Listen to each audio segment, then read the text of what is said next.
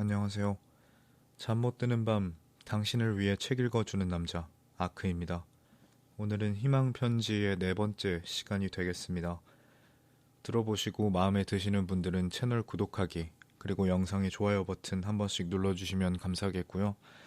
바라는 점이 있으신 분들 혹은 하고 싶은 말씀이 있으신 분들은 영상 아래 댓글로 참여하시면 되겠습니다. 네, 이어서 첫 번째로 읽어드릴 편지는요.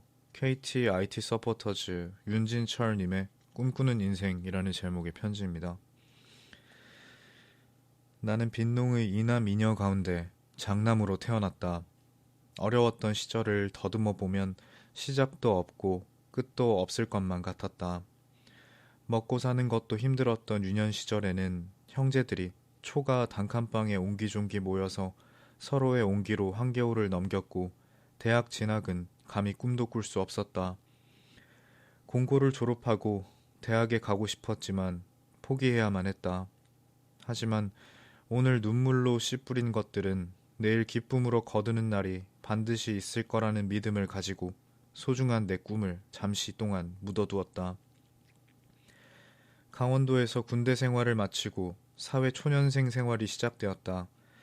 일용 인부로 하루를 시작한 나는 온종일 철근과 콘크리트를 분리하는 단순 노동을 했다.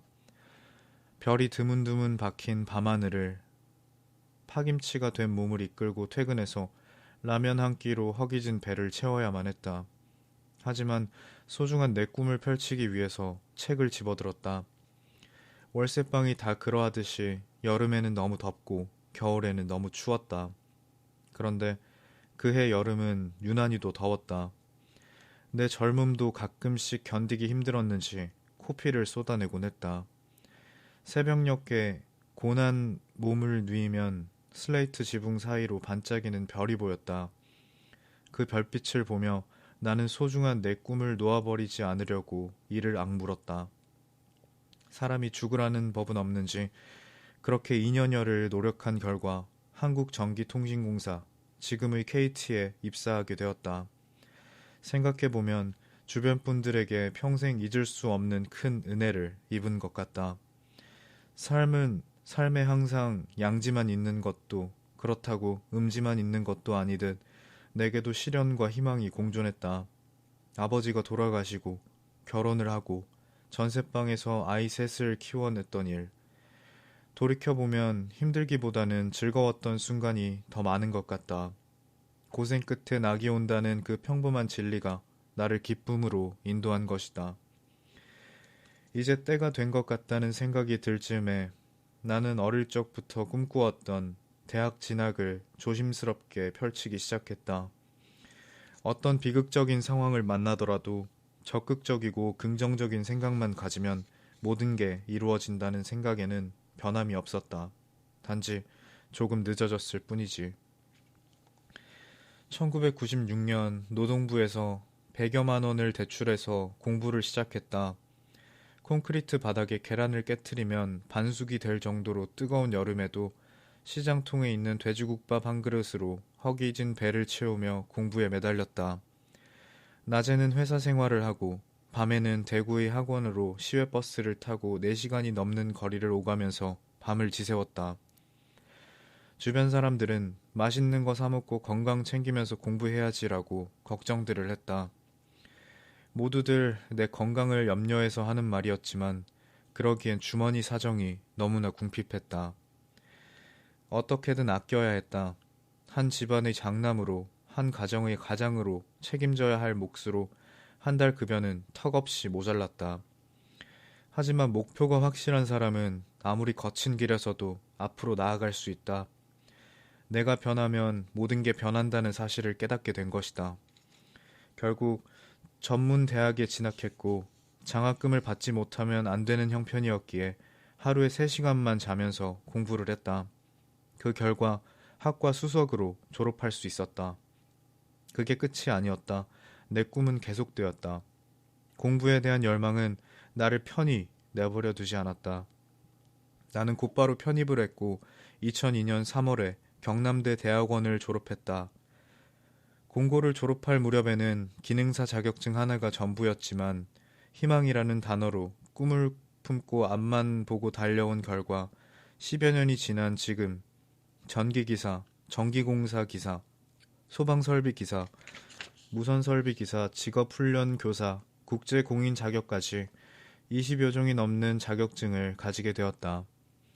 생각만 해도 뿌듯한 일이 아닐 수 없다. 지금은 어려웠던 어린 시절을 떠올리며 나처럼 어려운 사람을 돕는 꿈을 꾸어본다. 가난을 경험해본 사람만이 진정 어려운 사람을 이해할 수 있는 법이지.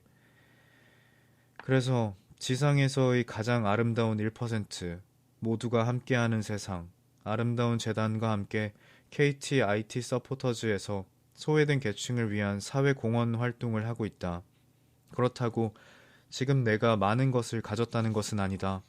예전에 비해서 조금 더 가지게 됐을 뿐이고 내가 가진 것을 나누고 싶을 뿐이다. 어떠한 마음으로 세상을 보느냐에 따라서 인생은 달라진다. 희망을 잃지 않고 항상 긍정적이고 낙관적인 생각을 가지며 지금 이 시간 최선을 다하는 것만이 우리를 좀 더 나은 미래로 인도한다. 어떤 일이든 노력하지 않고 얻을 수 있는 것은 없다. 내 인생의 앞길이 비록 험난할지라도 굴하지 않고 묵묵히 가는 것만이 최선이다. 그러다 넘어지고 깨어지고 절망이라는 수렁에 빠지기도 하겠지만 내가 바라던 것을 얻게 될 때까지 포기하지 않는 용기와 인내가 필요하다. 긍정의 힘의 저자 조엘 오스틴은 행복한 생각이 행복을 부른다라고 했다. 너무 늦은 시기란 없다고 생각한다. 정말 하고 싶었던 일들, 포기하고 여태까지 망설여왔던 일들을 당장 행동으로 옮겨보자. 그리고 나 자신에게 조용히 용기를 주자. 넌 잘할 수 있어 라고. 그 다음 편지는요. 주식회사 아쿠아 건축사 사무소 소장 손웅익님의 재기의 발판은 사랑이라는 제목의 편지입니다. 58년 개띠는 전쟁 후에 태어난 베이비 부머의 대표 브랜드다. 콩나물 시루 같은 교실, 이부제 수업, 중학교 무시험부터 고등학교 뺑뺑이 1세대. 입시가 없어졌다고 하지만 그 안에서 벌어지는 경쟁은 더 치열했던 세대가 바로 베이비붐 세대다. 나는 운 좋게 좋은 고등학교에 배정받았고 대학교에서 건축을 전공하고 설계사무소에 취직해서 수년간 휴일도 별로 없이 열심히 일했다. 지금은 컴퓨터로 도면을 그리지만 1980년대 후반까지는 손으로 그렸는데 늘 손과 소매 부분이 까맣게 되어서 나는 설계사무소를 농담삼아 연탄 공장이라고 불렀다. 트레이싱지에 도면을 그리는데 여러 번 수정을 하다 보면 자연히 종이에 구멍이 나서 너덜너덜해졌고 투명 테이프로 뚫린 부분을 보수하곤 했다. 야근의 철야를 반복하는 것은 설계사무소 생활의 기본이라 다들 알고 있던 시절. 지금도 그렇지만 현장 설계를 할라치면 제출 날짜 며칠 전부터는 집에 갈 생각을 포기했다. 그런 와중에도 동료들끼리 술도 많이 마셨고 새벽에 설계사무소에 들어와서 제도판 위에서 잠시 눈을 붙이고 다시 일어나서 도면을 그리곤 했다. 설계사무소는 워낙 박봉이라 월말에 술값 정산하고 남는 게 없어서 가부라는 친구들도 있었다. 도면을 그리며 줄담배를 피우니 사무실은 너구리 잡듯 연기가 항상 차 있었고 노숙자의 버금가는 몰골들 속에 나도 앉아 있었다. 몇 년 후에 건축사 시험에 합격하고 설계사무소를 개업했다. 30대 초반이었다. 개업 등록비를 선배들에게 빌리고 선배 사무실 귀퉁이 조그만 방을 얻어서 문짝을 주워다가 제도판으로 쓰면서 혼자 일을 시작했다. 건축주 만나고 계획하고 도면 그려서 허가를 받고 감리해서 준공받는 등 1년의 건축 과정들은 처음부터 끝까지 혼자서 다 했고 조금씩 인원을 늘려서 설계사무소의 면모를 갖추게 되었다. 부지런히 일하다 보니 몇 년 후에는 직원도 많아지고 일의 규모도 커졌다. 40대에 막 접어든 나이였다. 가장 왕성하게 인생과 일을 인생과 일의 꽃을 피워야 하는 시기였고 열정은 충만했다. 그때 IMF가 왔다. 일거리가 뚝 끊기면서 모든 꿈이 보류되었다. 혹시 일거리가 있을까 해서 출근했지만 허사였고 잠을 못 자서 멍하니 앉아있는 상태로 하루 종일 보내는 일상이 반복되었다. 자신의 왔던 건강에도 이상이 생겼다. 상태가 매우 심각했다. 아내는 밤마다 울면서 아마추어 실력으로 수지침을 놓아주고 뜸을 떠주었다. 먹지 못하고 잠도 거의 못 자고 살을 꼬집어도 전혀 감각이 없었으며 소변을 볼 때 나오는 느낌이 전혀 없고 혈압이 치솟고 심장이 뛰어서 방이나 좁은 곳에는 있을 수가 없었다. 지하철을 타면 답답하고 숨이 막혀서 한 정거장 가고 내렸다가 다시 타기를 반복해서 출근을 했다. 병명은 폐쇄공포와 공황증이라고 했다. 근 2년 가까이 일거리가 전혀 없었고 거래하던 회사들이 줄줄이 부도가 났다. 바닥이라고 생각하면 그 아래에 또 다른 바닥이 나오는 악몽의 연속. 그래도 심각하다는 내색은 하지 않았는데 어머니께서 어느 날 신설동 무슨 은행에서 보자고 하셨다. 내가 어릴 때 그렇게 어려운 중에도 하나 들어놓은 보험이 있는데 1년에 100만 원씩 탄다고 하시면서 그 돈을 내게 건네주셨다. 나이 마흔 넘은 내가 10,000원짜리 두툼한 봉투를 주름진 어머니의 손에서 건네받았다. 민망하고 죄송스러운 마음과 감사한 마음이 한꺼번에 몰려들었다. 그리고 어떻게든 다시 일어서야겠다고 속으로 다짐을 하고 또 다짐을 했다. 그 후에 어머니와 아내의 눈물과 사랑으로 차츰 건강이 회복되었고 그 전처럼 열심히 일할 수 있게 되었다. 그렇게 10년이 지나서 내 나이 50대로 접어들었을 때였다. 원래 자리로 돌아오는데 10년이 걸린 것이다. 그때 초등학생이던 큰아이가 이제 대학생이 되었고 곧 군대에 가려고 한다.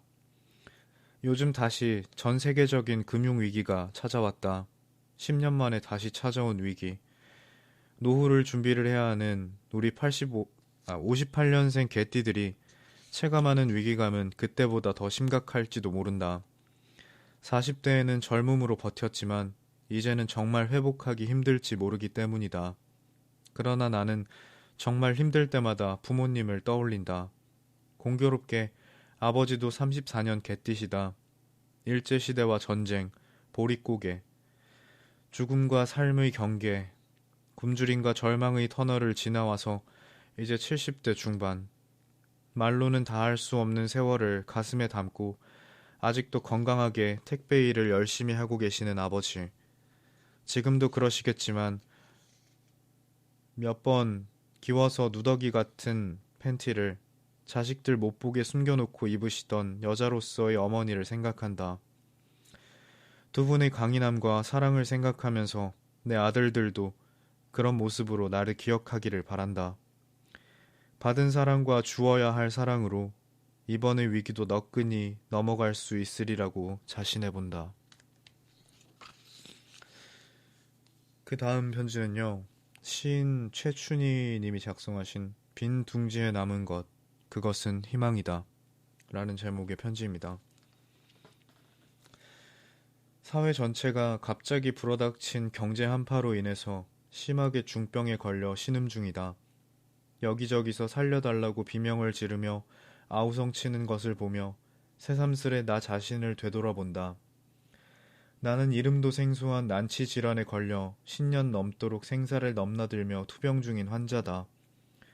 요즘은 현대의학이 잘 발달해서 병원이나 의사, 환자들조차 불치병이라는 단어는 사용하지 않는다. 암을 정복하는 것도 가능해졌다. 그래도 아픈 이들은 자신에게 주어진 병의 십자가를 지고 오늘도 온갖 검사와 치료를 받고 약을 먹으며 건강을 찾으려고 고군분투하는 중이다.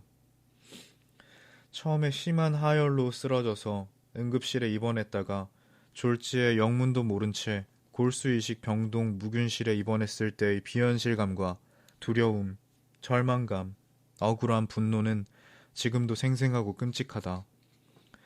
밤낮을 가리지 않고 찔러대던 주삿바늘과 골수검사의 기억은 아직도 나를 두려움에 떨게 한다. 별로 나쁜 짓 안 하고 나름 착하게 열심히 살아왔다고 생각했는데 왜 하필이면 그 많고 많은 사람들 중에 나일까 싶어서 보이지 않는 신을 원망했었고 건강한 세상 사람들이 공연히 미웠다. 다행히 완치는 아니지만 현재는 일상생활을 하는데 큰 불편함은 없다. 어머니의 기도와 가족과 주변 친구들의 따뜻한 배려에 힘입어서 그 길고 캄캄한 절망의 터널을 빠져나와서 이만큼 건강을 누릴 수 있게 된 것이다. 내가 만일 나만 빼고 아무 일 없다는 듯 즐겁고 평온하게 돌아다니는 것은 세상 모든 것들에 대한 소외감과 모든 걸 포기하고 싶은 자괴감 속에 빠져서 주저앉아 버렸다면 세상의 존귀함과 눈부신 햇살의 경이로움과 일상에서 누리는 소소한 기쁨들을 맛보지 못했을 것이다. 자사를 거꾸로 읽으면 살자가 된다. 죽을 용기로 세상을 산다면 그 어떤 모진 시련에 앞이 보이지 않는 절망 속에서도 한 줄기 빛과 희망의 길은 반드시 찾을 수 있다고 나는 믿는다. 밀쳐내기만 하던 병을 받아들이고 병과 함께 세상을 사이좋게 살아가는 법을 깨닫게 되었을 때 그때까지 남의 탓만 하면서 어리석게도 스스로 자폐의 늪에 던져놓았던 자신을 밑바닥에서 건져 올릴 수 있었다. 물론 끝이 보이지 않는 병마와 잊을만 하면 변덕 부리듯 칼바람 날리는 이 험한 생의 벼랑에서 죽음 대신 새 생명을 얻은 그때의 감격과 초심을 자주 잊어버리기도 한다. 시시때때로 해결점이 보이지 않는 위기는 거대한 폭풍이 되어 나를 초토화시키고 무릎을 꺾게 만들기도 한다. 물가는 오르고 빚은 하루하루 늘어만 가지만 그래도 나는 웃는다. 겨우 장만한 집을 병원을 내 집 드나들듯 하면서 병원비로 2번씩이나 날렸다. 얼마 전 살던 아파트를 떠나 값이 훨씬 싼 다가구 주택으로 옮겨 앉았다. 그래도 통장의 잔고는 항상 마이너스다. 하지만 오늘보다는 내일 훨씬 눈부실 꿈과 희망이 있기에 절망하지 않는다. 지금 이 순간 살아있고 가족과 함께 있다는 사실만으로도 축복이고 감사하다는 걸 뼈저리게 알기 때문이다. 가장 사소하고 작은 것에서 기쁨과 보람을 얻고 감사할 줄 알 때 불황의 그늘과 살을 깎는 고통과 절망도 눈 녹듯이 사라지리라. 생을 포기하는 바로 그 순간 나는 그 어디에도 없다. 열심히 잘 살아야겠다. 더욱더 있는 힘껏 저 푸른 하늘을 향해서 날아오른다. 네, 오늘 읽어드릴 마지막 편지는요. 제조업에 종사하고 계시는 정인환님의 절주 금연에 도전하다 라는 제목의 편지입니다. 광복절에 어머니를 하늘로 보낸 후에 미친 듯이 산을 헤매고 다녔다. 7년 가까운 힘겨운 간병 생활 동안 조금 더 잘해드리지 못했음을 한없이 자괴했다. 누가 봐도 마음을 잡지 못하는 것처럼 보일 정도였고 거래처에서도 하나둘 거래를 끊고 버렸다. 거래를 끊어버리곤 했다. 대충대충 일하고 술을 퍼마시는 게 일이었다. 그러다가 사고가 터졌다. 2007년 11월 10일 음주운전에 적발된 것이다. 사실 전부터 습관적으로 음주운전을 했었다. 항상 소주 반병 정도를 마시면 그냥 운전을 했고 한 병을 마시면 한두 시간 자거나 쉬었다가 운전을 해왔다. 그러면 안 되는 걸 알면서도 그렇게 했다. 대리운전을 생각하지 않은 건 아니었지만 돈이 아까워서 차라리 조금 쉬었다가 운전했다. 운이 좋아서인지 그간 단속에 걸린 적이 없었는데 일이 터진 것이다. 삑 소리가 나자 의경은 수치를 보더니 조금의 인정도 없이 오늘 약주 좀 했네요. 차 저쪽에 좀 대시죠. 퉁명스럽게 말했다. 차에서 내리니 경찰관인 듯한 다른 사람이 다시 불어보라고 요구했다. 더. 됐습니다. 0.058이 나왔네요. 경찰관은 차를 도로 밖에 세우고 키를 빼왔다. 그러자 다른 경찰관이 물었다. 괜찮으시면은 물로 입안 헹구고 다시 불어보시겠습니까? 나는 고개를 저었다. 그냥 처벌받겠습니다. 나는 순찰차를 타고 경찰서로 갔다. 그곳엔 당직인 듯한 다른 경찰이 조서를 받고 있었다. 나 말고도 몇 명이 더 앉아서 순서를 기다렸다. 네, 변호사를 선임할 수 있고 진술을 거부할 수도 있고 미란다 원칙 고지를 음주 적발에도 하는 줄은 처음 알았다. 조서를 꾸미면서 한 번 더 물었다. 혹시나 불만이 있으시거나 수치를 믿기 힘드시면은 체어를 해서 다시 측정할 수도 있는데 그렇게 하시겠습니까? 나는 거두절미하고 내 할 말을 했다. 그냥 처벌받겠습니다. 나는 이번 기회에 음주 습관을 고치고 싶었다. 당직 경찰은 후속 조치 사항을 일러주었다. 40일 임시 면허 기간을 거쳐 100일 정지가 시작되고 도로교통공단의 교육과 경찰서 교육 이외 다시 교통공단 교육 등을 이수하면 50일을 경감해주며 벌점은 100점으로 21점을 더 받으면 면허 취소가 되고 내가 고문고분하니 상대도 아주 친절했다. 면허증을 반납하고 혼자서 터벅터벅 걸어오면서 나는 웃었다. 그래, 정신 차리라고 어머니가 교훈을 주신 거겠지. 차라리 잘 됐지. 더 큰 사고가 날 수도 있었으니까. 다음날 나는 바로 교통공단에 교육 등록을 신청하고 4시간 교육을 이수했다. 교육을 마친 뒤에 지하철을 타고 오면서 내친 김에 새 목표 삼아 한 가지를 더 마음속으로 다짐했다. 그것은 담배를 끊는 일이었다. 나는 지인들에게 문자를 날렸다. 친애하는 국민 여러분, 본인은 금일 23시 59분을 기하여 항구적인 금연에 돌입하오니 국민 여러분의 많은 협조 당부드립니다. 킥킥 웃음이 나왔다. 다음날 보건소의 금연 클리닉에 등록하고 이후 계속 금연을 실천해 오고 있다. 물론 음주운전은 아예 꿈도 꾸지 않는다. 음주 습관도 변했고 횟수도 줄였다. 마시는 양도 예전의 3분의 1로 줄였다. 그 사이 어느덧 다사다난했던 한 해가 기울고 어머니에 대한 그리움에서 벗어나 현실로 돌아왔다. 정신을 차리니 미국발 경제 위기가 온 나라를 뒤덮고 있다. 그동안 힘들게 뚫어놓은 거래처가 한 곳도 남아있지 않았다. 기계 가동을 멈추고 빈둥거린 게 벌써 2달째였다. 나는 다시 시작하는 마음으로 거래처에 샘플을 만들어 돌리면서 발품을 팔았다. 그리고 지난주에 일을 해보자는 전화를 한 통 받았다. 모두가 잠든 밤 나는 멈췄던 기계를 돌리며 새롭게 희망을 꿈꾼다. 네, 오늘 준비한 내용은 여기까지고요. 끝까지 들어주셔서 감사합니다. 잘 자요. 좋은 꿈 꾸고요.